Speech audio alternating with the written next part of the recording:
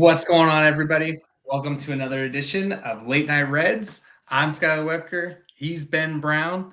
And Ben, we got a lot to talk about tonight, man. I mean, Yes, sir. with the sweep of Cleveland as of today, that feels so good because we have this kind of expectation that Cleveland is going to be in that postseason run as they are every year. So to kind of get that sweep, especially against Tito's old team, like it feels really good on top of the like Ohio Cup narrative that they're all pushing. Yeah, it was a good one, especially coming off the downer of the week that we had. We had our struggles. I mean, between the injuries and battling through some issues and trying to find some outfielders that actually, could be consistently in our outfield and all those different things, man. To come in to your home and be able to sweep your in-state rival in the Ohio Cup, it really makes you feel good leaving the weekend. Nothing cures your ails like beating a team, sweeping a team on the weekend, and actually scoring runs. So being able to do those things, it was definitely good, and it was a lot of fun to watch because I felt like, from all the things we had missed the previous week, we got good pitching, we got timely hitting, steaming Willie Beeman. So we were able to put some things together. So yeah, it was good, man. It was a good weekend, especially coming off the week that we had previously, coming in and being able to settle things and try to right the ship a little bit.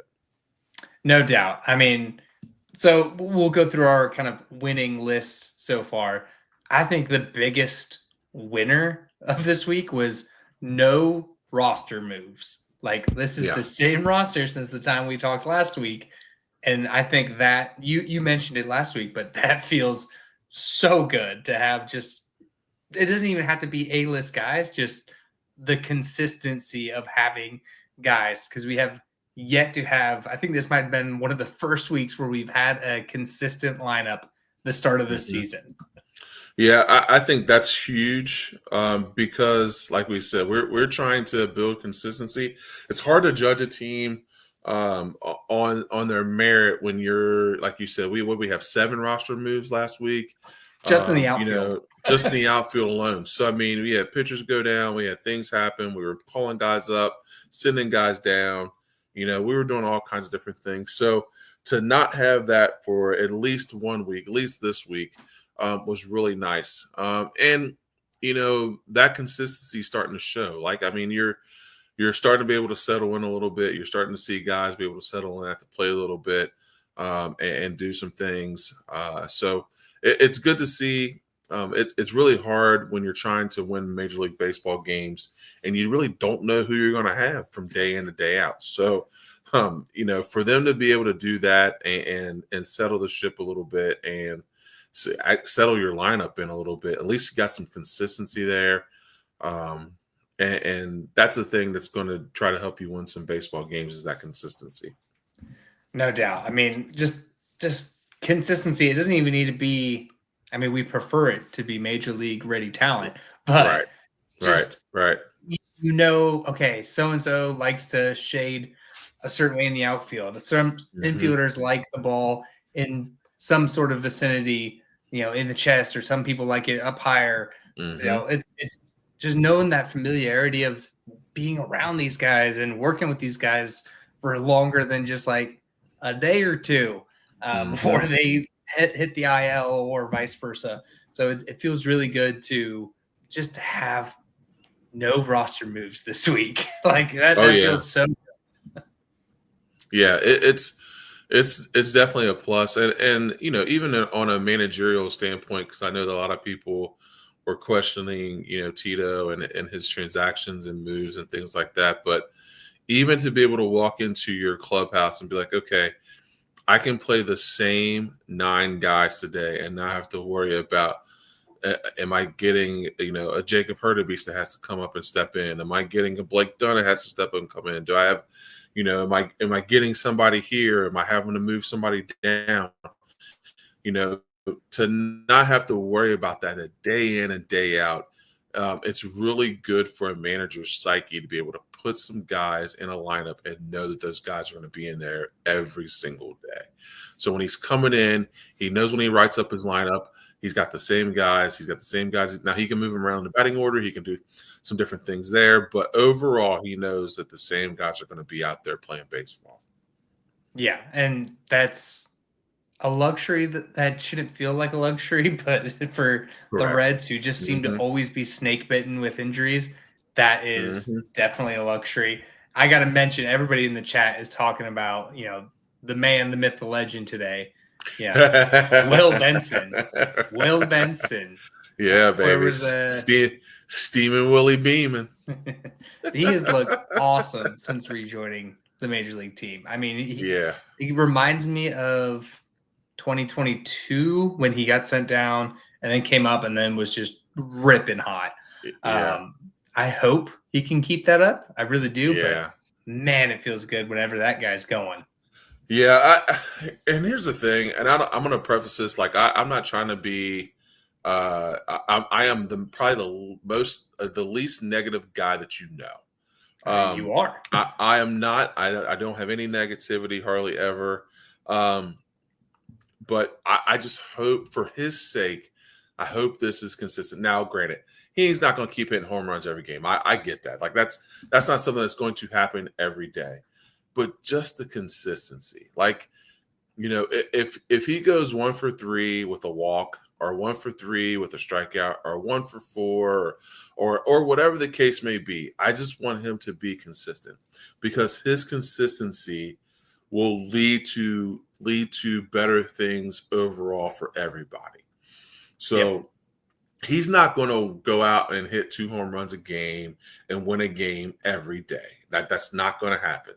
I'm glad that it did, because it helped us. Yeah, I would love for it to happen, and I'm glad it did this weekend, because he was super hot and he's getting his opportunity. And he's like, hey man, I am not going back to the minors. This is where I'm supposed to be. So I hope that he is that way.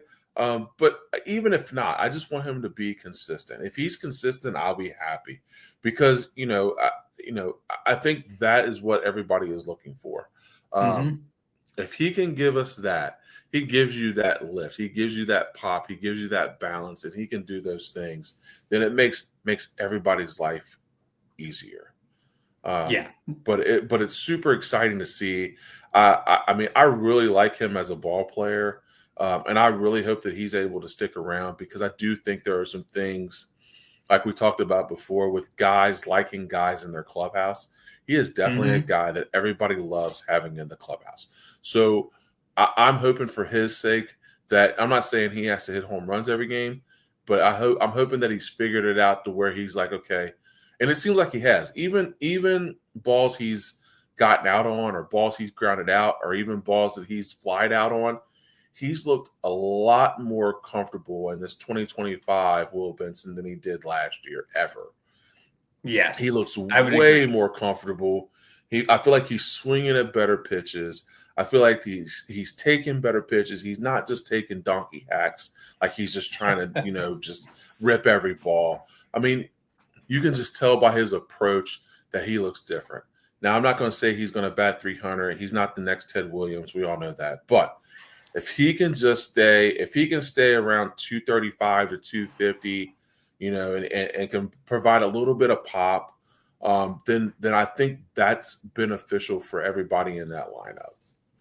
Yeah, no doubt. I think both him and Hines has also impressed me a bit, because same thing as you mentioned with Benson, just seems like he's not taking donkey hacks at every single thing. He's putting competitive at-bats together. I saw somebody on X, they had a Reese Hines, Will Benson, and Aristides Aquino all in one picture. And they said, the 3 kings that can hit meatballs 700 feet and do nothing else. It made me giggle. Yeah. But you're right. If the consistency can be with those 2 guys, I think I mean, if those two guys can be consistent contributors in the outfield, I think you solve your outfield problem without having to make a move. Can they do that? History shows us no, but I'm willing to put that in Terry Francona and the coaching staff's like belief in them that they can get the best out of these guys and get more of a consistent basis out of these guys, not because of their track record here with the Reds, but just the track record that they've had throughout baseball. I mean, he made how many first ballot Hall of Famers and Poppy and Pedroia and Lindor and Jose Ramirez. I mean, the amount of first ballot Hall of Famers that they've put together, I think they have the track record career wise to have some faith in them. Yeah, they definitely have a formula for create. Not really. I don't want to say creating because it's a bad word. They have a formula for manifesting already their talent and making it great. So I think that they have that ability, and if Hines and Benson can just show a little bit of consistency, I think you're right. I think you hit the nail on the head. I really do think that they could provide that spark in the outfield and be like, okay, at least we feel comfortable putting them out there day in and day out, where it's not like an automatic out or it's something where it's just crazy that they're doing. Hopefully they're able to be consistent and be there day in and day out. So you bring up a really good point with that, though, with them, being able to harness, a lot of different players' abilities to be able to be first ballot Hall of Famers, to be guys that come in and are able to get work done. No doubt. And I think we're starting to see that with Ellie and McLean, who have broken out of their slumps, which you love to see, a little bitter. I don't want to say bitter, but a little with McLean going down to 8th in the lineup, you wondered, like, okay, how is he going to respond? How is he going to, use that to help himself? And look, those two guys put together great series here against Cleveland and really breaking out of their slumps, which has been definitely needed. They felt both ice cold at the exact same time, and that's the piece that you really hate to see, is when those guys get cold together versus being able to do anything, even just individually, but together also. Yeah, no, absolutely, and I think that's part of the genius of Terry Francona, right? He is willing to do something that a lot of other people wouldn't be willing to do. So, like, everybody in their brain has Matt McLean slated as the number 2 hitter in our lineup. Yeah. Okay. He struggled, which, right? I mean, it happens, dude. Major League Baseball's hard. We talked about this. Major League Baseball is not an easy game to play. So, he did something unconventional. He moved him from the 2 to the 8. And with doing that, sometimes you take pressure off a guy. You know what I mean? When Matt McLean's been told, hey, you're the number 2 guy, you're supposed to set up Ellie, you guys are supposed to be this 1-2 punch, blah, blah, blah, blah, blah, and things aren't working the way you're thinking they're supposed to work, sometimes you need a change, and that's what good managers do. Good managers, they figure things out. They try different things. They move things around. They shake things up. And I think it's going to benefit Matt McLean, because now he doesn't have to feel that pressure of, man, I'm always got to set the table for Ellie. Man, I always got to set the table for Austin Hayes. Man, I always got to set the table for this guy or that guy. I can bat 8th.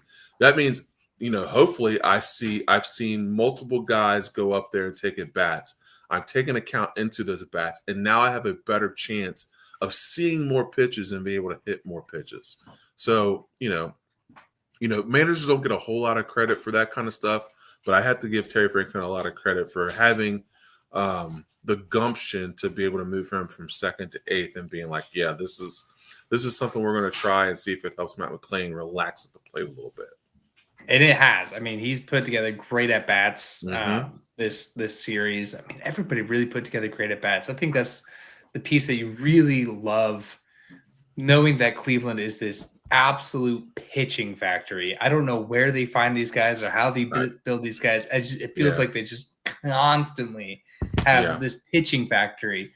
So to go out there and to get a sweep on them feels really, really good. And hats off to the pitching because they have a tough lineup, man. I mean, Mm-hmm. Quan will hit everything.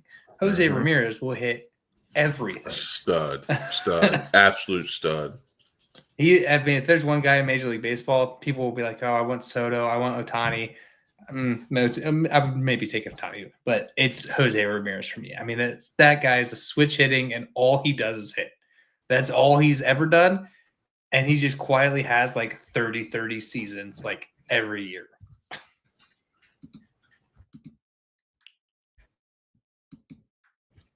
Oh. So yeah, with it all of that going, the next thing I wanted to like get into is kind of the Ohio Cup. I know it's a fun thing, and look, it's nice to go against your other in-state team, but Major League Baseball definitely tries to paint it as it's some sort of big rivalry. Like it's not going to be something like the Yankees and the Mets or anything. It's just it's different. The closest comparison I have would be like the Marlins and the Tampa Bay Rays. They're in state with each other, but I don't think either of them look at each other like rivals by any means. No, yeah, it's weird. I don't know, man. I, the I guess the weirdness of it to me is that like there's nothing really up for grabs for it. Like it's not a divisional series. You're not winning game. Like there's nothing. It's there's really nothing in it besides the fact that you can beat the other team from Ohio. So, when it's not a divisional game or it's not a things like that, like it's cool that you're getting to play Cleveland and Cleveland's playing Cincinnati and that's supposed to be a rival. And, at least with the Bengals and the Browns, like they're in the same division. So it's like you're getting that divisional game and you're getting that kind of division rivalry. But like, Cleveland baseball versus Cincinnati baseball, it's like, it's fun, you know what I mean? But there's really nothing – outside of the fact that you can say you won more games in the Ohio Cup. And most of the time we tie. So it's like nobody ever gets the Ohio Cup. So you're like, what do you do? Yeah, they definitely need to figure out something for this tie situation and or just make us play an odd amount of games. Yeah. But like you said, there's no division. There's nothing but bragging rights to it. Like it's not like they're in the same city, like, the Mets and the Yankees. Like that's like bragging rights over within the city versus just like, yeah, they're up the road. And I think a lot of people don't know or don't realize how like divisional the state is in the sense of like Northeast Ohio is kind of its own thing and like versus the rest of the state. So it's definitely like not the most popular, but still fun to play the Guardians, still fun to like see those guys. I think there's a lot more stakes in it this year because of the Terry Francona situation and stuff like that. Yeah, the Terry Francona thing makes it a little bit more interesting because, of course, he coached there.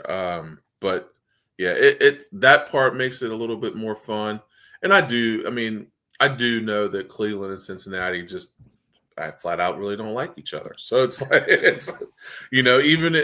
doesn't matter really what sport it is. Like you said, like Southern Ohio and Northern Ohio might as well be completely different states. Yeah, like they just don't mix well. They don't play well with others, and it is what it is. And I think people have realized that it's just when people from Ohio or people from Cincinnati go to Cleveland people go and when Cleveland people go to Cincinnati people go and it's just one of those things that people just accept it.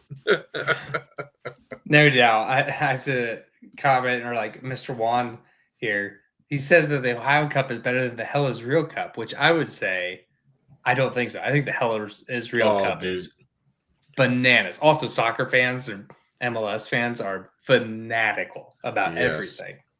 No, and yeah, I don't think the Hell is Real Cup could touch. I mean, I don't think the Ohio Cup could touch the Hell is Real Cup because those soccer fans are bananas. Like it's that rivalry right there, and it hasn't even been that long of a rivalry. Like FC Yeah. Cincinnati's only been a thing for a few years, but Yeah. dude, you'd have think this was like a Yankees Red Sox. Like it's insane the way the way they battle it out and the way that they talk about it. But yeah, no, I think the Hell is Real Cup is legit. Especially because I think it was last year or maybe the year before, those two, the FC Cincinnati and the Columbus Crew, Yeah, faced off in the playoffs. And it was the playoffs they game. did. It was for the MLS Cup or the game before the MLS Cup. It's one of the two. I can't remember. Might have been the game before. Yeah, it might have been and that was bananas. It was just the Hell is Real on top of knockout playoff soccer. I mean that was awesome. Yeah, no, it was insane, and the people FC, and I know that the Columbus Crew are probably a fanatic like this too, but the FC Cincinnati fans are so fanatical, man. Like they, I mean, that Bailey gets going crazy. The people in there are just they go after. They march to the games. They got a band. Like it's unreal. So yeah, I think that rivalry in itself and the passion between those two clubs is just it's insane. It's absolutely insane. So we got to get back to baseball, man. I could talk. Yeah. I'll talk Cincinnati sports all day. Joey Gaditza, he asked, is Hunter Green close to returning? I think there was a report out today that he did 35 pitches on mound or throwing off a mound. Today as a bullpen session. He'll have one more bullpen session sometime in the series with the Pirates, which is coming up, and then he likely all signs pointing he'll be good to go. So it'd be great to get Hunter Green back, which kind of goes segues into our next thing of like, what do we want to see more of? Well, I definitely want to see more playing time with healthy, Reds, but we're definitely going to get Green back. I haven't heard anything about Marte or CES. I mean, we never hear anything about CES, but CES. Not hearing anything about those Marte. are close. Those are closed files. We don't talk about CES.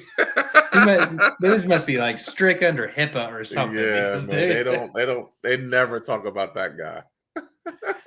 So I mean, I hope we get Green back, and hopefully Marte is somewhere close. I mean, they haven't said anything about him either. No. But just getting this consistent playing time is beneficial. Like I said, they don't even need to be major league talent. I want them to be major league talent because then you have a better team. But just this consistency, I think Terry Francona and staff are getting a lot more out of these guys because of the consistency. Yeah. It would really the one that really hurt. Well, of course, Hunter Green is huge. I mean, he's a Cy Young candidate, but dude, Noelvi Marte was playing so well. Yes, he was. He was a big part of what we were doing. I mean, he was driving in runs. He was hitting for average. He had a little bit of pop. I mean, he was the one where you're like, man, he is back on track. He's playing well. He's helping set the table at the middle to the bottom of our lineup, and then he goes out, and you're like, when he went out and Hayes went out, because both of them were hot at the same time. Yeah, that's when everything just started going. I mean, it just started tumbling. So I'm really hoping that Marte is close, because he was a guy at that middle. I think he batted 6'7", somewhere in there. But he was the guy kind of he could set the table for that lower half of that lineup. And then you had him, Hayes, and then that's when Trevino got hot too. So like all three of those guys are really starting to roll. With Espinal, I mean, all those guys were starting to roll, and then Marte gets hurt, Hayes gets hurt again. So then it's like it threw things off. But I'm hoping Marte is close to being back, because I think he's a major part of what we're trying to do. And he's a major part of us being able to get back on track as far as scoring runs and timely hitting, because he was doing that very well.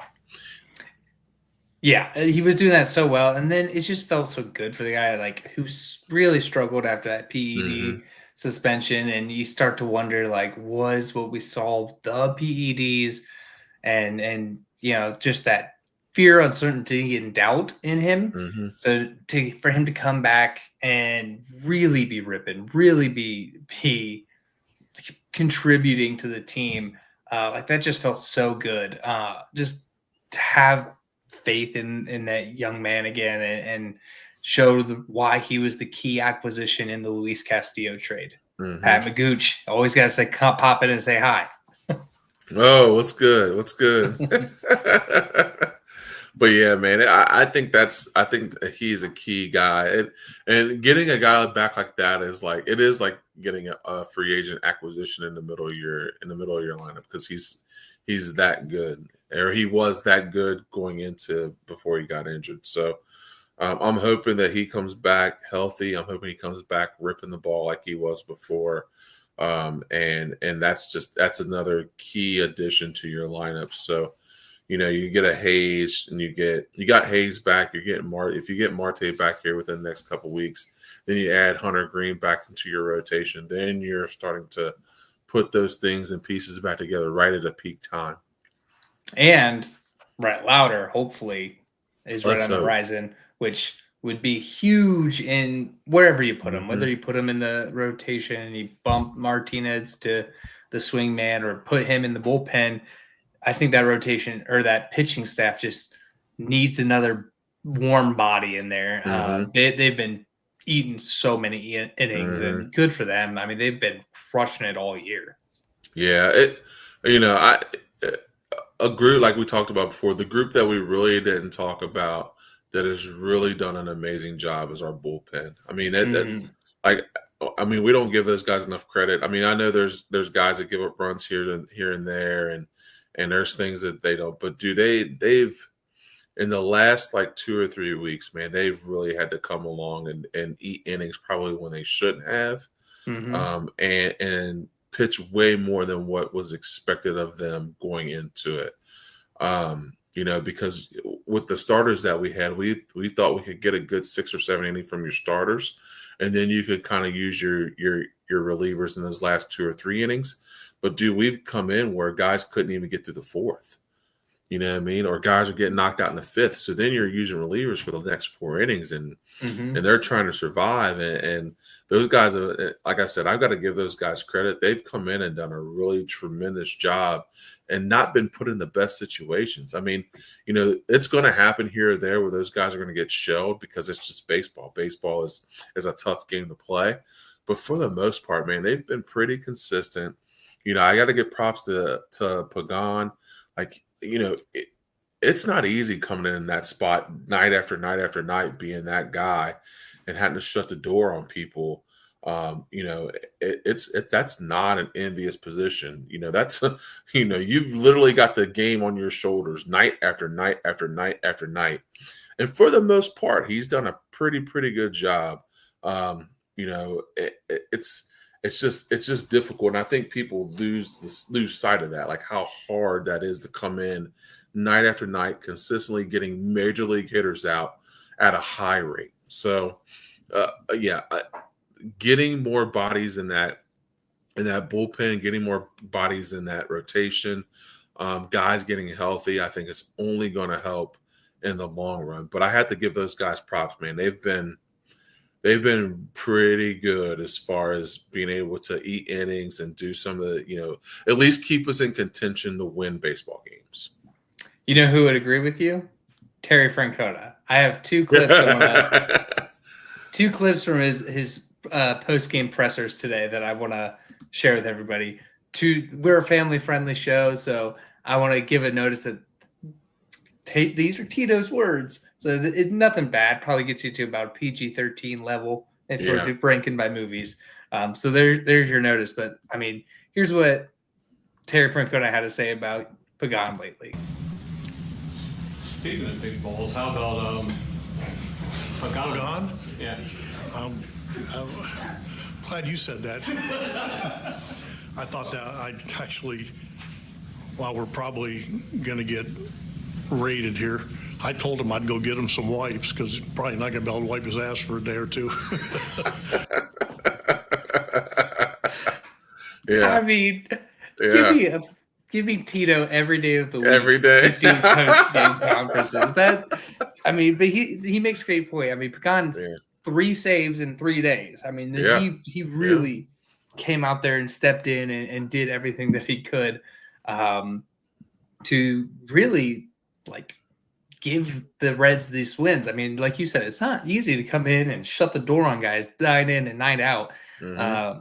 So to the fact that he's double digits in saves already, which is crazy. And absolutely. To be double digits in saves and being the guy for this bullpen, I would love to give him another back end help. Mm-hmm. Just like this guy can't go get you a save. He doesn't have to be Pagan doing it. So that would be like the thing I would like. I don't know if that's louder. I don't know if that's who that's going to be, but that would be on my wish list. Yeah, no, absolutely. I think that I think if you add another arm there that can get you 3 outs late in the game, it's only beneficial to the rest of those guys that are in that bullpen. Whether that be Rhett Lauder, who's able to come in and do that, adding his arm would be a major lift. Whether it's that or whether it's maybe Nick Martinez moves back to that role of getting outs in the bullpen. So either way, but you're definitely going to need another guy to come in and be able to get those 3 outs if it's not Pagan's turn to do so. So, I think the days, I think we talked about this before. I think the days of just having those dominant closures. I don't know how many of those guys are left, but I think you need a couple guys to be able to come in and get you 3 outs in the 9th. And that's not taking anything away from Pagan. Like I said, I'm giving that guy props. I mean, he's been really good in not the best situations. I mean, it's like I said, it's not easy to come in and get 3 outs consistently at the end of the game when the whole city's waiting for you to fail. You know what I mean? So it's like it's not an easy gig. So I give him lots of props. He's come in, he's done a tremendous job, and but getting him another guy on that back end, on that back half to come in and say, okay, well, we can go with this guy today to get us 3 outs in the 9th, and being like, all right, now we got 2 guys that can work like that. I think that's something that would benefit the Reds a lot. Pat McGooch says Kenley Jansen. If I don't remember who's on right now, if he's on the Angels, but whoever wants to give up Kenley Jansen, yes, I would definitely take that guy on the Reds. I'm pretty sure he's on the Angels right now. I can't remember if he's on the Angels or on the Braves, but I would absolutely take that guy in a heartbeat. Yeah, absolutely. The other guy that we haven't, who's quietly had like a really good year, is the starting pitcher for today, Andrew Abbott. Through 7 starts, he has an ERA of 1.8. I mean, he's got the best ERA on the staff. And another Tito clip here. This is what Tito had to say about Andrew Abbott getting through today, who had a ton of traffic on the bases and still was able to leg it out today. Allowed him to navigate through that traffic and give you 5 scoreless. Say this appropriately. Big balls. I mean, I just love Tito. Yeah, dude. Yeah, that's awesome.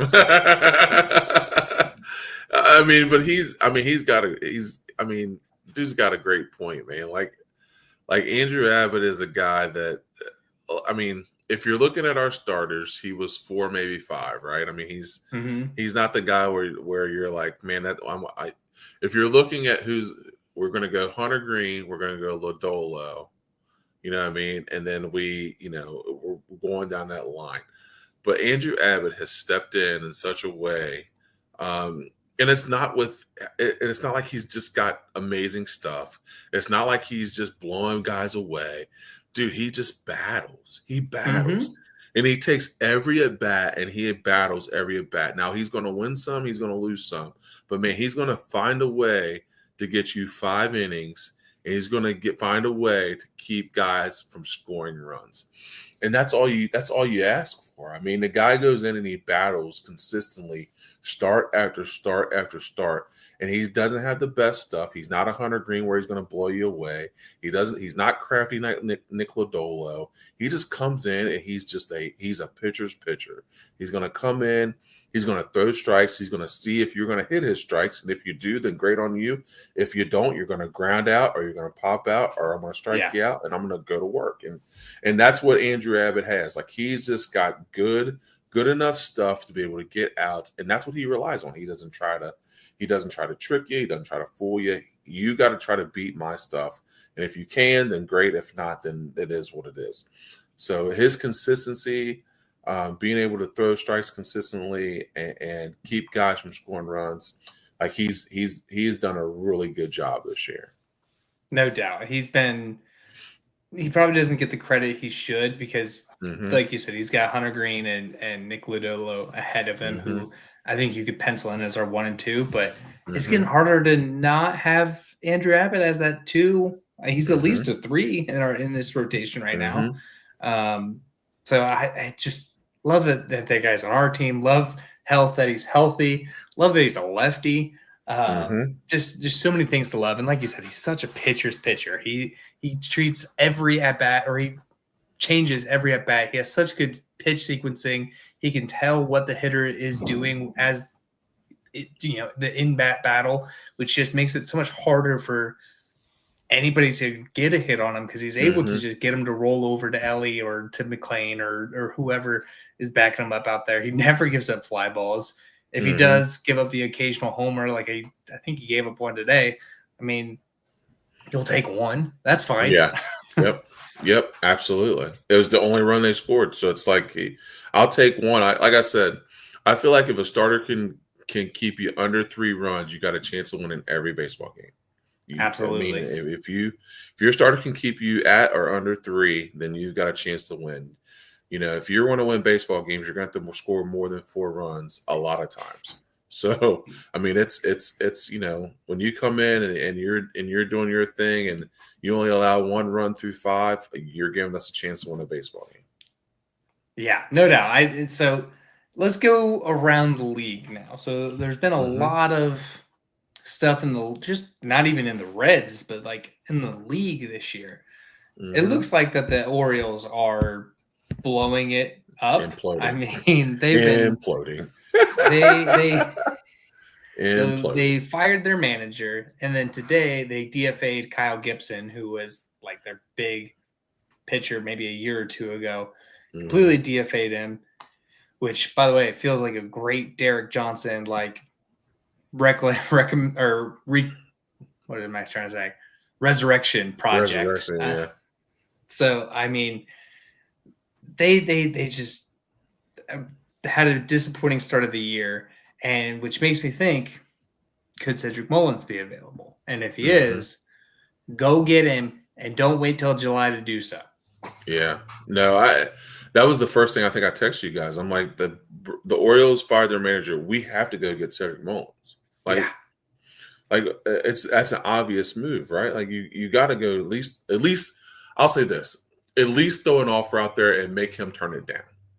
Yeah, you know what I mean. Like make them turn it down. Like, hey, this is what we're offering.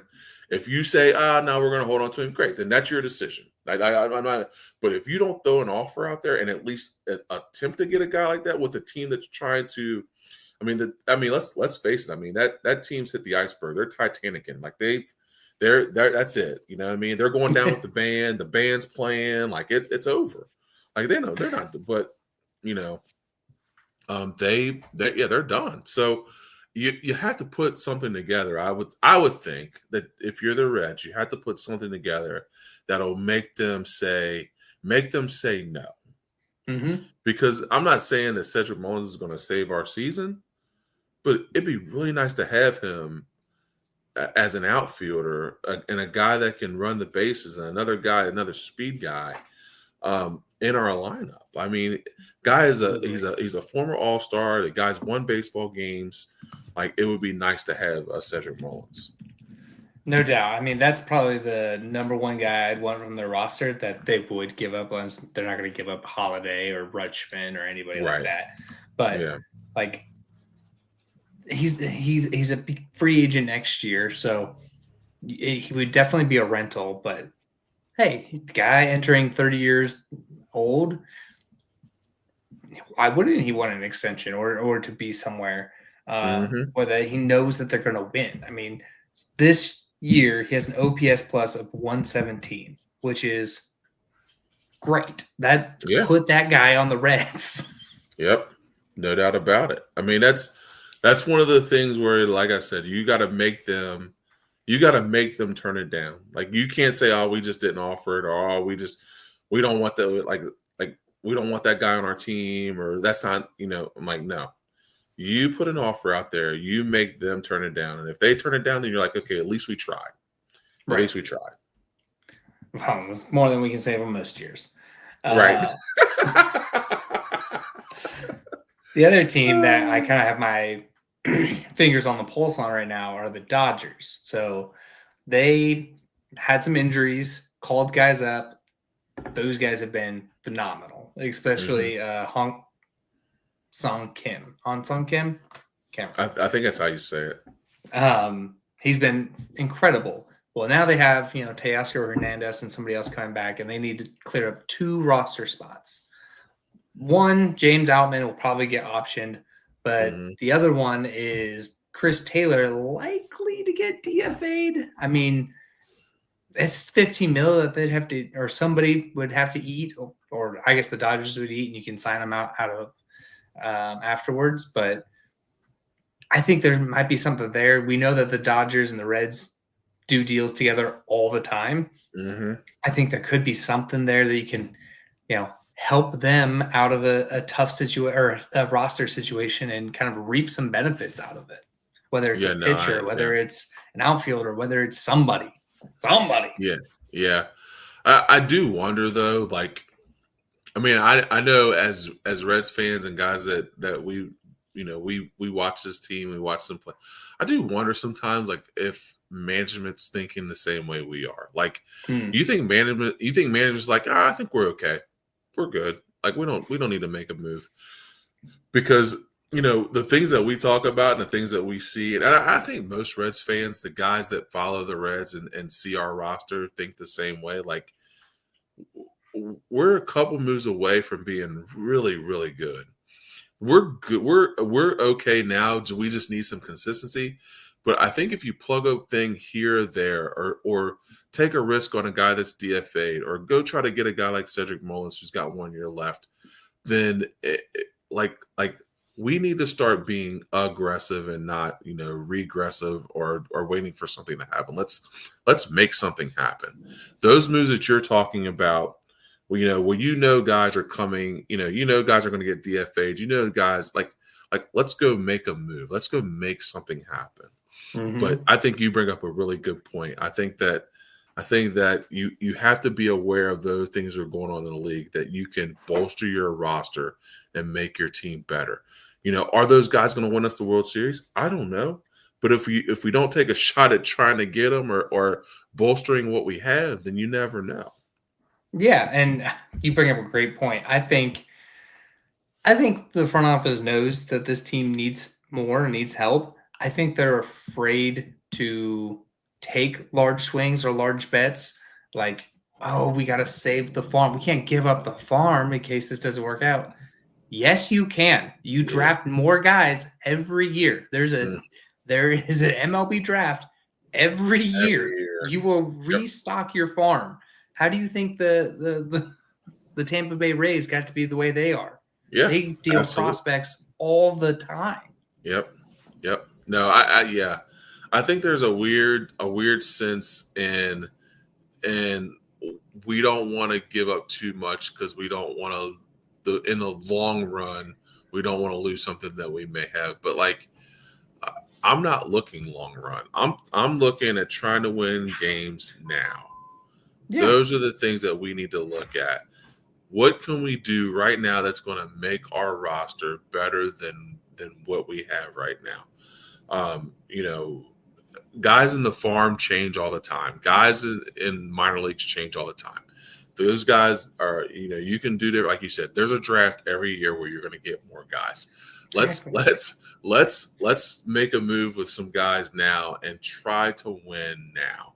There's no more. You can't just sit there and be like, oh, well, if this guy develops in 3 years, we're going to be really good. I'm like, well, that's great. I'm like, that's fine, but we're trying to win now. Like you've got a small window where you've got a guy like Ellie De La Cruz on your baseball team. Let's go win now. Exactly. Win now with him to make him want to stay. He's not going to want to stay for a loser. No, not at all. We'll look up and he'll be a Dodger. So let's freaking win now with him and get it going. And it kind of piggybacks on, I think front offices this year have been a lot more active or been working with a lot more priority because the Pirates fired their manager. The Rockies fired their manager. We talked about the O's fired their manager. Mm-hmm. I don't remember a time where we've seen these kind of moves happen this early in the season. They usually wait until either the season's dead and gone or the off season for stuff. So, it seems like front offices aren't waiting for anything anymore, or at least this season. And you got to think, can the Reds follow suit and either cut ties with people that aren't working like these other teams are, or capitalize on these needy teams or desperate teams and make big swings, big moves to help this team? And you got to think, like, if all of these other teams are doing it, even the lonely bottom cellar dweller Pirates are making adjustments, you got to follow suit, and you got to hope that that's they're seeing this, they're seeing what fans are saying, and make a move also. Yeah, no, I think you're right. And here's the thing. I think that teams and ownership understand that losing doesn't generate money. So, like, if you're the Pirates, right, you're already a low-level team. You have Paul Skeens, who's a guy that is pretty much one of the top 5 faces of the league now, right? Like he was on MLB The Show. He's this, that, and third. And you guys have put garbage product behind him. Garbage. So now I'm like, am I going to run the risk of losing a guy like that who's been the face of the league, or am I going to make a move to try to, bolster our roster, get a new manager, do different stuff? I think there's a lot of times these guys get in here and they're like, I can either let it just sink with the ship and lose money and just go down, and then you lose fan base, because it's all a slippery slope, right? Like, at some point, people are going to be like, I'm not going to waste $100 a ticket and come watch a team go 3 and 132 or whatever it is, like, or 30 and 132. I'm not going to watch that. So I think ownership has that pressure. And I think that sometimes when teams get to that point, they've got to draw the line and say, okay, we got to make a move. And I think that's what happened with the Pirates. I mean, they've got enough people on their major league roster to be a decent team. They shouldn't be that bad. So let's figure it out now and try to put some people around them before we say we're going to blow this whole thing up and lose Skeens, who's a guy that's going to be a generational type pitcher. We need to put some bodies around him to in order for us to make it worth his while to stay. Now, I still don't think he stays. I think at some point he's gone. Not after today. Dude pitched a complete game and lost. Yeah, see, that's what I'm saying. Like how many times is he going to continue to want to do that for a team that's Babbage? You know what I mean? Like, at some point he's going to look up. He's going to be like, I'm out here doing this, and I got zero support. So none. Yeah. So at some point, he's going to be like, yeah, I'm way too valuable. And I think that's true with the Skeens situation. And you gotta hope that the Reds and the Castellinis are smart enough to say, let's not make that situation with Ellie. Let's put a winner together so that he wants to stay. Like, when everybody gives him credit for signing Joey Votto to his deal and everything like that, the Reds were good when he signed. Like, they were playoff verge-esque all the time. He won an MVP. Like they were going somewhere. They had a direction. You can't flounder this situation with Ellie. No, not at all. You have to, and I think that's what the frustrating thing about all that is what we talked about before, is that like you have a generational talent. Let's build around that. Let's put some things around him so where we're gonna win and do some things successfully before we look up and he's gone. Yep. All right. Well, we could go on forever, but we probably should. Before we get out of here, if you guys are planning on going down to a Reds game or catching anything, get tickets on us. Go to the SeatGeek and use our code Riverfront to get $20 off of your first purchase. And the way that Reds tickets are, that's basically free tickets. So go to a game on us, use the code Riverfront. We encourage you guys to join our ever-growing Cincinnati sports fandom through Patreon, patreon.com/RiverfrontCincy. You'll get access to kind of the best form of social media, which is our Slack channel. It's just a bunch of Cincinnati fans being fans. We're not arguing. We're not political or anything. Like, we're just a bunch of Cincinnati fans. And also give us a subscribe on YouTube to get all the latest from either Ben and I or Seth over on the Riverfront Show or the Welcome to the Jungle Show, the Bengals Show. Just keep up with us. Follow us on Twitter, Facebook, Instagram, or X, whatever it's called. And please subscribe on your audio platform of choice. We're on all of them. And if you can give us a rating or review, that goes a long way. And hey, be a friend, tell a friend. So with that, Absolutely. I'm Skylar Webker. He's Ben Brown. We'll see you next week.